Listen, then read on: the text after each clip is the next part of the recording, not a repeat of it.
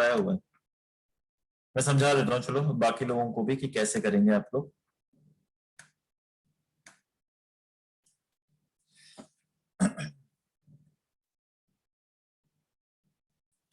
देखिए क्वेश्चन 226 ये कहता है कि आपके पास दो ट्रेडर्स हैं, चेतन और माइकल।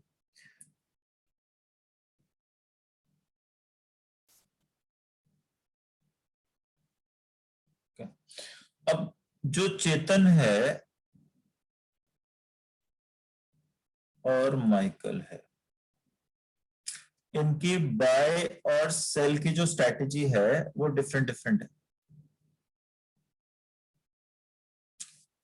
चेतन क्या करता है कि जब भी प्राइस बढ़ता है चेतन 10 शेयर्स बेच देता है, तो प्राइस इंक्रीज तो उसने बेच देना है, और प्राइस घटेगा तो उसने बाय कर लेना है। इम्प्लाइड सी भी बात है, चीज महंगी होती है तो आप बेचते हो ताकि ज्यादा पैसे मिले, और चीज जब सस्ती होती है आप खरीद लेते हो कि हमें कम पैसे में मिल जाएगी। ओके अच्छा, और माइकल क्या करता है कि जब क्लोजिंग प्राइस 110 के ऊपर जाएगी, जब क्लोजिंग प्राइस 110 के ऊपर जाएगी, अब सुनिएगा 110 के ऊपर जाने का मतलब है कम से कम 120 होना, तो बेच देगा। और जब क्लोजिंग प्राइस 90 से नीचे आएगी, 90 से नीचे आने का मतलब है कि ज्यादा से ज्यादा 80 होगी, तो बेचना शुरू कर देगा, सॉरी खरीदना शुरू कर देगा। ठीक है, तो 110 के ऊपर वो बेचेगा और 90 के नीचे वो खरीदेगा। क्या ये दोनों स्टेटमेंट्स क्लियर हो गए सबको? अब आगे सुनिए,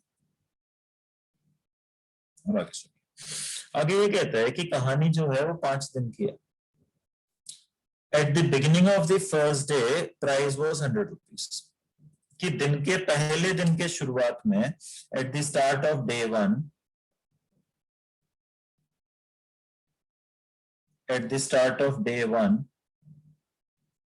प्राइस 100 रुपए था हमारा। अब उसके बाद हर दिन के एंड में, at the end of day 1, day 2, day 3, day 4 and day 5,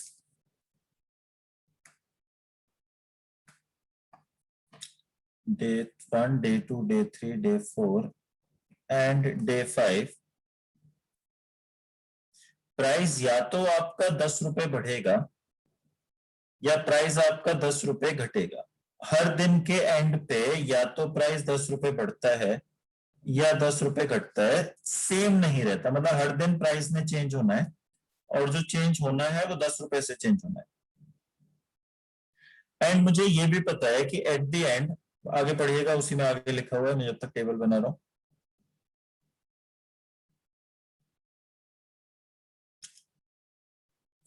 कि at the end of 5th day it was 110 और डे 5 पर इट वाज 110। तो यानी कि क्या हुआ कि मेरे पास 5 चेंजेस हैं, क्योंकि हर दिन पे एक बार वैल्यू चेंज होगी 10 रुपए से। मेरे पास 5 चेंजेस हैं जिसकी वजह से नेट इफेक्ट +10 का पड़ा। अब यहां थोड़ा सा प्लीज लॉजिक लगाइएगा सारे लोग, कि आपके पास 5 चेंजेस हैं, कुछ प्लस वाले और कुछ माइनस वाले। आपके पास 5 चेंजेस हैं, कुछ प्लस वाले कुछ माइनस वाले, और इन सबका जो नेट इफेक्ट पड़ रहा है वो +10 का पड़ रहा है। क्यों? क्योंकि वैल्यू 100 से 110 हो रही है। तो बताइए 5 चेंजेस क्या रहे होंगे, कितने प्लस और कितने माइनस रहे होंगे? सोच के देखिए, नहीं तो फिर मैं बारी बारी से आप लोगों को आइडिया दिलवाता हूँ।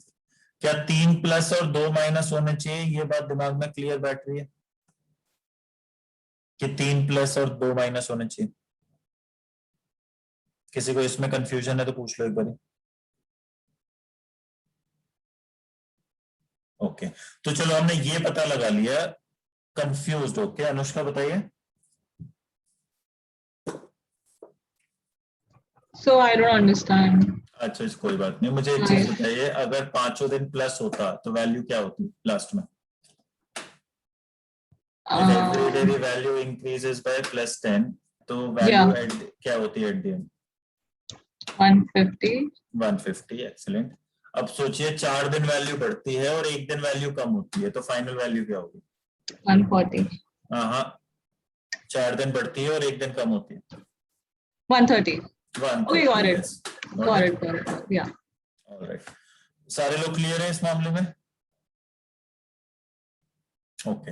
अब बस एक ही चीज रह गई मेहनत वाली, सिर्फ एक ही चीज रह गई मेहनत वाली, कि मुझे ये तो पता चल गया कि वैल्यू 3 बार बढ़ेगी और 2 बार कम होगी, लेकिन मुझे क्या नहीं पता चल रहा?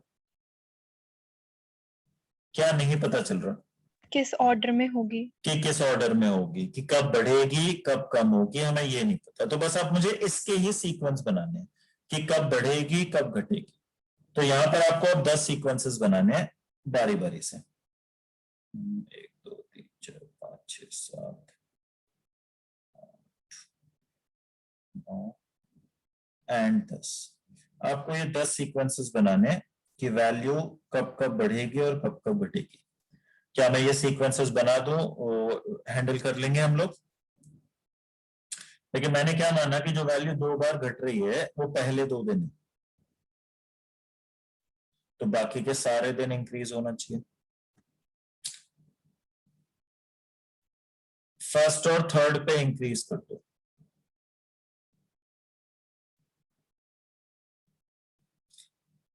या फिर फर्स्ट एंड फोर्थ डे को डिक्रीज कर लो. या फिर फर्स्ट एंड फिफ्थ डे को डिक्रीज कर लो. ओके. अब फिफ्थ तक तो पहुंच गए, तो अब सिचुएशन चेंज करो कि सेकेंड और थर्ड डे पे डिक्रीज मान लो. सेकेंड और थर्ड डे पे डिक्रीज मान लो. सेकेंड और फोर्थ डे पे डिक्रीज मान लो. सेकेंड और फिफ्थ डे पे डिक्रीज मान लो. तो बारी बारी से सीक्वेंस उठाता जा रहा हूं ताकि हमारा कोई भी केस मिस ना हो. अब सेकेंड और फिफ्थ का काम भी खत्म हो गया, तो अब मान लीजिए कि थर्ड डे पे डिक्रीज हो रहा है और फोर्थ डे पे डिक्रीज हो रहा है. थर्ड डे पे डिक्रीज हो रहा है और फिफ्थ डे पे डिक्रीज हो रहा है. और एक लास्ट कॉम्बो कि फोर्थ और फिफ्थ डे को डिक्रीज हो रहा है. क्या ये 10 कॉम्बिनेशंस बना सकते हैं? बताइए सारे लोग, ये 10 के 10 कॉम्बिनेशन क्लियर है? ये मेन कहानी थी. इसके बाद वाला काम 5 मिनट का भी नहीं है. मेन कहानी बस यहीं तक थी. कुछ पूछना है यहां तक? किसी के माइंड में कोई चीज क्लियर ना हो इन केस यहां तक?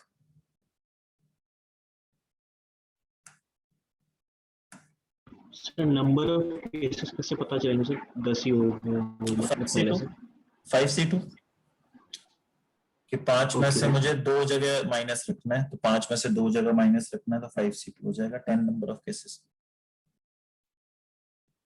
ओके. ऑलराइट.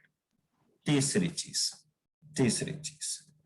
अगर आप चेतन के बारे में सोचें, मान लीजिए ये केस 1 है, ये केस 2 है, ये केस 3 है, 4 5 6 7 8 9 और 10. अगर आप चेतन के लिए ट्रांजैक्शन अगर सोचें किसी भी केस की, कि मान लीजिए मैंने केस 2 उठा लिया. केस 2 है 90 100 90 100 और 110, और शुरुआत मैंने 100 से की थी. अब देखिए यहाँ प्राइस घट रहा है. प्राइस घटता है तो वो क्या करता है? चेतन, प्राइस घटता है तो क्या करता है? बाय करता है, राइट. अब मुझे बताइए, हम कोई चीज बाय करते हैं तो पैसे मिलते हैं या पैसे खर्च होते हैं? माइनस होते हैं, राइट. तो क्या इसको यहाँ 900 रुपए देने पड़ेंगे? यहाँ 900 रुपए देने पड़ेंगे क्योंकि 90 के रेट पे वो बाय कर लेगा 10 शेयर्स, तो 900 रुपए चले गए उसके. अब यहाँ देखिए प्राइस बढ़ गया. प्राइस बढ़ गया तो उसने क्या किया होगा? बेच दिए होंगे. प्राइस बढ़ता है तो बेच दिए होंगे. बेचने से पैसे मिलते हैं, क्या इसको यहाँ 1000 रुपए मिले होंगे? फिर प्राइस घट गया तो फिर खरीद लिए, फिर प्राइस बढ़ गया तो फिर बेच दिए, और फिर प्राइस बढ़ गया तो फिर बेच दिए। तो इन टोटल अगर आप देखेंगे तो चेतन को इन टोटल 1300 का गेन हो रहा है। इन टोटल अगर आप देखेंगे तो चेतन को 1300 का गेन हो रहा है, and this is true in all the cases. करके देख लेना एक बार ट्राई सारे लोग। This is true for all the cases. That means at the end of the day, at the end of the story, at the end of the week, at the end of the week, Chetan ends up with rupees 1300 gain and 10 shares less. ये वाला point एक बार समझ आ गया तो फिर मैं question शुरू करूंगा। ये वाला पॉइंट सबको क्लियर है? पूछे, क्या ये वाला पॉइंट सबको क्लियर है? सर हाँ जी। सर 10 शेयर लेस वाला समझ नहीं आया सर। आखिर में आके शेयर तो बढ़ जाएगा। प्राइस कितनी बार बढ़ रहा है हमारा पूरी स्टोरी में? सर 3 बार। 3 बार प्राइस बढ़ता है तो चेतन क्या करता है? प्राइस बढ़ता है तो सर वो खरीद बेच देता है। बेच देता है। 3 बार बेचे होंगे उसने? Yes sir. और 2 बार खरीदे होंगे क्योंकि प्राइस 2 बार घटा है। हाँ। तो 3 बार बेच रहा है और 2 बार खरीद रहा है, तो नंबर ऑफ शेयर्स पे क्या फर्क पड़ेगा? 3 बार बेच रहा है और 2 बार खरीद रहा है, सर कम हो जाएंगे। सॉरी, 3 बार बेच दिए और सर 2 बार खरीद लिए तो नेट इफेक्ट क्या पड़ा? कम हो गए सर। कितने? 10 और 10 के ट्रांजैक्शन कर रहा है। बस वही लिखा है मैंने। अच्छा हाँ, ओके सर, ओके ओके बस वही लिखा है मैंने। Okay sir. ओके सारे लोग क्लियर है? चलो फिर तो क्वेश्चंस पे आ जाओ सीधे सीधे। क्वेश्चन नंबर 2, आपको अब ना ऊपर केस बताना है मुझे। 1 2 3 4 5 6 7 8 में से हम कौन से केस के बारे में बात कर रहे होंगे। मैं सारे केसेस दिखा देता हूँ आपको। If Chetan sold 10 shares on 3 consecutive days, यानी 3 लगातार प्राइस इंक्रीज होने चाहिए चेतन के लिए, और माइकल ने सिर्फ एक बार बेचा है, तो that means only once the price is greater than equal to 120। क्योंकि माइकल 120 पे बेचना शुरू करता है, तो सिर्फ एक बार प्राइस 120 के ऊपर जाना चाहिए। बताइए कौन सा केस है? सारे लोग टेबल देखिए और बताइए कौन सा केस है जहां पर 3 लगातार प्राइस बढ़ेंगे लेकिन 120 या उसके ऊपर एक ही बार जाएगा। कौन सा केस है? Sir case 8।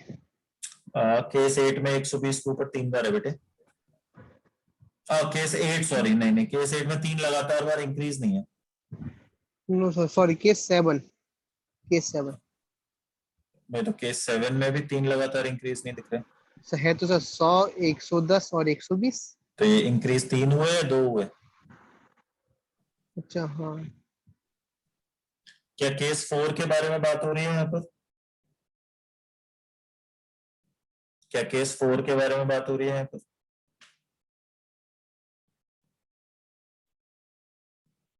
सारे लोगों को दिख रहा है केस 4? देखिए यहां से यहाँ इंक्रीज है, यहां से यहाँ इंक्रीज है और यहां से यहाँ इंक्रीज है। क्या 3 लगातार इंक्रीज दिख रहे हैं मुझे? और वैल्यू 120 के ऊपर सिर्फ एक ही बार जा रही है, 120 या उसके ऊपर एक ही बार जा रही है। केस 4 की बात हो रही है, तो केस 4 के हिसाब से डे 3 की वैल्यू बतानी है मुझे। 110 कह सकते हैं।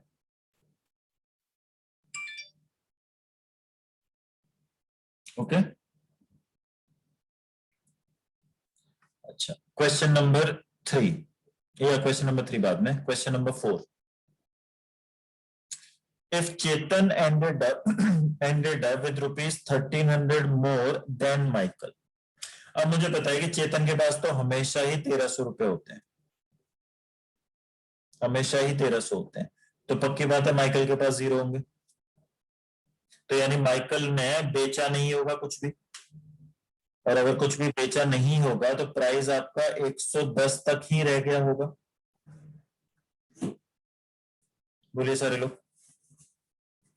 तो बताइए कौन से केस की बात हो रही है कि आपको कोई भी प्राइस 110 को क्रॉस ना कर पाए? कौन से केस की बात हो रही है? कि आपका प्राइस 110 को क्रॉस ना कर पाए, किस केस की बात हो रही है? आई थिंक कोई भी केस उठा लीजिए, आंसर 100 आएगा, क्योंकि डे 4 की बात की है इसने। कोई भी केस उठा लीजिए, कोई भी केस उठा लीजिए जहां पर 110 को कोई भी नंबर क्रॉस ना करे, वहां डे 4 पे आपको 100 रुपए दिखेंगे। क्या केसेस मैच कर पा रहे हैं लोग? कोई भी इशू है तो प्लीज बता दीजिए ये क्वेश्चन, क्योंकि नॉर्मली लोगों को इतनी जल्दी समझ आता नहीं है, और ये क्वेश्चन बाद में आपको दिखेगा कहीं ना कहीं सॉल्व करते हुए, क्योंकि ये कैट का पुराना सेट है। तो मुझे बता दीजिए अगर कोई भी चीज दिक्कत दे रही है तो। All right, question number 5, maximum possible increase चाहिए आपको दोनों का। तो मुझे चेतन का तो पता है कि 1300 रुपए होंगे। माइकल को मैक्सिमम फायदा जब होगा जब ज्यादा बार ये बेचे, और बेचने के लिए मुझे 120 या उससे ऊपर चाहिए। बताओ कौन से केस में 120 या उससे ऊपर मैक्सिमम टाइम्स है? Case 10, yes case 10, case 10। तो केस 10 के हिसाब से देखो क्या होगा, यहां इसको 1200 मिलेंगे, यहाँ 1300 मिलेंगे, फिर यहां 1200 मिलेंगे, तो इसको टोटल मिलेगा 3700।